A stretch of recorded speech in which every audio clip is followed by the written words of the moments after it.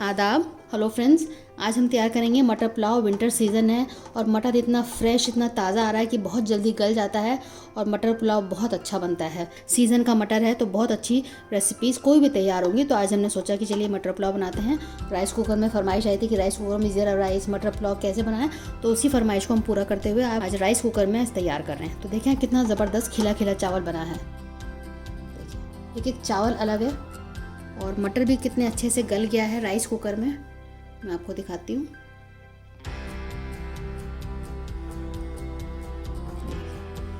पूरा मैंने वीडियो में समझाया है किस तरह से मटर पुलाव बनेगा। बीच बीच में ये लोगों को कंप्लेंट आती है कि ऑफ हो जाता है, वो क्यों ऑफ होता है, पूरा मैंने इसमें समझाया है। तो आप वीडियो मेरा आखिर तक देख लीजिए। मटर पुलाव बनाने के लिए हमने राइस कुकर ले लिया है, इसको धो के हमने यहाँ रखा है। अभी हमने यहाँ ऑन का बटन दबा दिया है। यहाँ पे आप देख सकते हैं कि कुकिंग वाला मोड पे इसको हमने कर दिया, यानी कि ऑन बटन होता है ये। और ये कीप वार्म वाला ऑफ बटन होता है। इसमें दो ही बटन होते हैं, ऑन और ऑफ। जिसको हम कुकिंग लिख रहे हैं तो वो ऑन होता है, जिस पे हम कीप वार्म लिखते हैं वो ऑफ होता है। तो जब कुकिंग इसमें पूरी हो जाती है, चावल बन जाता है, तो ये अपने आप ऑफ हो जाता है और कीप वार्म पे आ जाता है। तो इस आपको, क्योंकि ये बेसिकली राइस के लिए बना है, लेकिन इसमें हम हर चीज़ बना सकते हैं। तो हम इसमें आज बना रहे हैं मटर पुलाव। तो उसमें क्या होगा, क्योंकि हम इसमें तेल डालेंगे, जितना पानी होता है उसके हिसाब से ये चलता है। उसमें अगर उसको लगता है कि पानी ख़त्म हो गया है तो ये ऑफ हो जाता है। तो बीच बीच में, क्योंकि पानी नहीं रहेगा मटर पुलाव बनाते वक्त शुरू में, तो ये बीच बीच में ऑफ हो जाएगा। तो उसके लिए आपको चिंता करने की ज़रूरत नहीं है। उसको आप 1 मिनट बाद फिर दोबारा ऑन कर सकते हैं। और जब तक 1 मिनट तक ये ऑफ रहता है तो उसमें गर्म रहता ही है, ठंडा नहीं होता है कुकर ये। तो इसलिए आपको चिंता करने की बिल्कुल ज़रूरत नहीं है। हल्का हल्का गर्म होने लगा है, लेकिन पहले इसको हम सुखा लेते हैं। तो सबसे पहले इसमें हम तेल डालेंगे।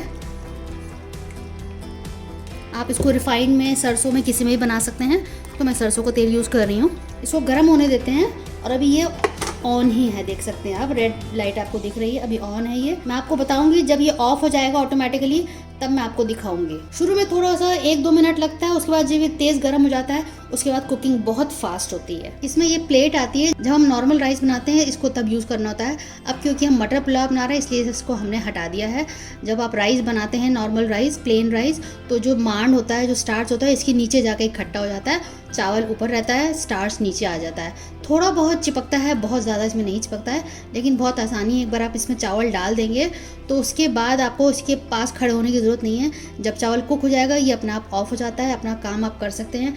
आपको इसके पास खड़े होने की ज़रूरत नहीं रहती है। अब आप देखिए कि ये अपना आप ऑटोमेटिकली ऑफ हो गया है, कीप वार्म पे आ गया है, नीचे आ गया है। ये अभी हम करेंगे तो ये होगा नहीं। अब क्योंकि ये तेल गर्म हो गया है तो इसमें हम कुकिंग स्टार्ट कर देते हैं। सबसे पहले हम इसमें ज़ीरा डालेंगे।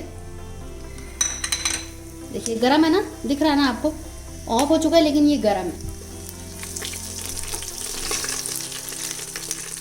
साथ में खड़ा मसाले डाल देते हैं, जिसमें मैंने 1 तेज पत्ता को टुकड़ों में कर लिया है, 2 हरी इलायची, 2 बड़ी इलायची, 5-6 काली मिर्च है और 4-5 लौंग है। सारी चीज़ एक साथ डाल देते हैं, इनको कड़कने देते हैं। आप देख सकते हैं कि तेल अभी भी गर्म है, जो आपको मैंने बताया। तो इसलिए इसमें चिंता करने की ज़रूरत नहीं होगी कि अगर ऑफ हो गया है तो ये कैसे ऑन होगा। हमें अपने से उसको ऑन करना होगा। अभी भी नहीं हुआ है क्योंकि 1 मिनट अभी नहीं हुआ है, लेकिन तेल गरम है, अच्छे से कड़क गए हैं। अब ये मैंने 6 हरी मिर्च लिए हैं, जिनको आधा आधा करके टुकड़ों में और बीच में से चीर के मैंने इसमें डाला है।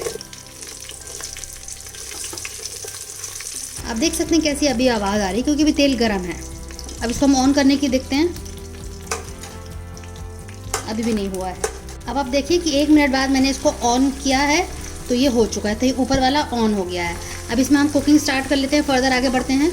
ये कड़कने लगे हैं। आप देखें हरी मिर्च में इसमें मार्क्स आ गए हैं, जो कि हमें ऐसे ही चाहिए थे। हरी मिर्च पक चुकी है, अच्छा से इसमें फ्लेवर आ गया है सारे खड़े मसालों का, हरी मिर्च का। अब इसको हम थोड़ा सा पानी डाल देते हैं, तो इससे क्या होगा कि जो राइस कुकर है वो बंद नहीं होगा। उसको है इसमें, उसको लगेगा कि हाँ इसमें पानी है, मुझे अभी बंद नहीं होना है। ये पानी के हिसाब से चलता है। इसमें लहसुन अदरक का पेस्ट डाल रहे हैं, इसको भून लेते हैं। 1 मिनट इसको भी भून लेते हैं। आप देख सकते हैं कैसे कड़कने की आवाज़ आ रही है, बॉइल्स आ रहे हैं। तो कुकर जो अच्छा खासा अब गर्म हो चुका है। दोबारा से हम थोड़ा सा पानी डाल दें ताकि कुकर ऑफ ना हो। बोल भर के मटर लिया है, इसको डाल देते हैं, उसको मिक्स कर देते हैं।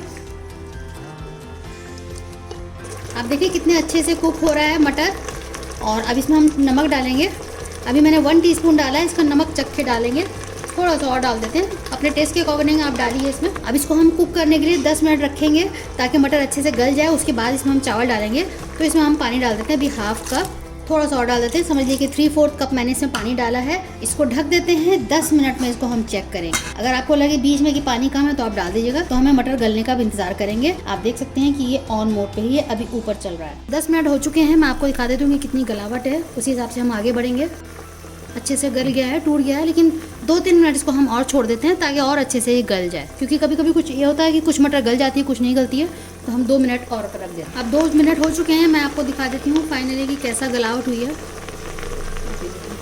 कितना अच्छे से गल गया है। तो अब इसमें हम चावल डाल देते हैं। मैंने 2 कप चावल लिया है, जिसको मैंने भिगो दिया था। ये लॉन्ग ग्रेन राइस मैंने लिया है। अब एक बार इसको थोड़ा सा मिक्स कर देते हैं ताकि चावल जो है पूरा तेल में कोट हो जाए।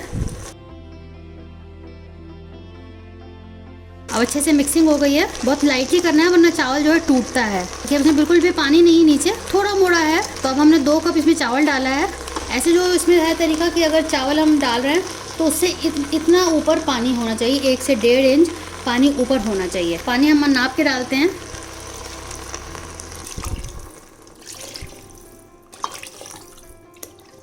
तो टोटल इसमें मैंने 5 कप डाला है, दुगने से थोड़ा ज़्यादा। 2 कप चावल था तो 2 कप का दुगना 4 कप हो गया। तो उसमें 1 कप और मैंने एक्स्ट्रा डाला है। तो बस अब इसमें एक बॉईल का हम वेट करते हैं, क्योंकि इसका हमें नमक भी चखना है। इसमें हमें नमक डालने की ज़रूरत पड़ सकती है। अब इसमें बॉईल आ रहा है तो अब इसमें नमक चख लेते हैं। नमक अभी मैंने चखा तो बिल्कुल ठीक है, लेकिन नमक इस वक्त थोड़ा ज़्यादा लगना चाहिए, क्योंकि चावल फूलेगा, पानी ख़त्म होगा तो नमक कम हो जाएगा। तो इसलिए हम थोड़ा सा और डाल रहे हैं। तो इस वक्त आप देख लीजिएगा, नमक आपको थोड़ा ज़्यादा लगना चाहिए। तो बस अब हमारा काम यहाँ पे ख़त्म हो चुका है। मैंने इसको मिक्स कर दिया है। अब हमें इसके लिए वेट करने की ज़रूरत नहीं है। जब ये कुक हो जाएगा तो अपने आप ऑफ हो जाएगा, ऊपर वाला बटन ऑफ हो जाएगा और नीचे आ जाएगा। ये इसमें 2 घंटे तक आराम से जो भी हम पकाते हैं वो गर्म रहता है। आप इसी तरीके से ज़ीरा राइस बना सकते हैं, किसी भी तरह का पुलाव बना सकते हैं। तो बहुत सारी रेसिपी मेरे चैनल पर हैं, आप देख सकते हैं।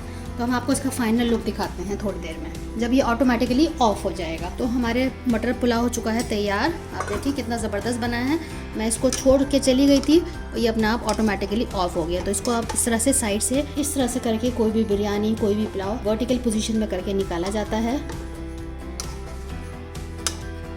कितना खिला खिला बना है, मैं आपको दिखा देती हूँ पास से। कितना ज़बरदस्त बना है, इतनी अच्छी खुशबू आ रही है। आप इसको मेरे तरीके से एक बार ज़रूर बनाइएगा। अगर आपके घर में राइस कुकर है, आपने उसको स्टोर में रखा हुआ है, निकालें, यूज़ करें। इसमें हर चीज़ बन जाती है। मेरे चैनल पे आपको हर चीज़ राइस कुकर में बनी हुई दिख जाएगी। आप उन सबको वीडियोस को देख सकते हैं किस तरह से बनाना है। तो रेसिपी आपको कैसी लगी ज़रूर बताइएगा। हमें अपना फीडबैक ज़रूर शेयर कीजिएगा। हमें आपके फीडबैक का इंतज़ार भी रहता है। रेसिपी को आप सेव कर सकते हैं और फिर जब आपको बनाना हो तो सेव में जाके इसको आप देख के बना सकते। चलिए, तो अगली बार मिलते हैं किसी नई रेसिपी के साथ। तब तक के लिए शुक्रिया। देखते रहिए शाइला दस्तरखान।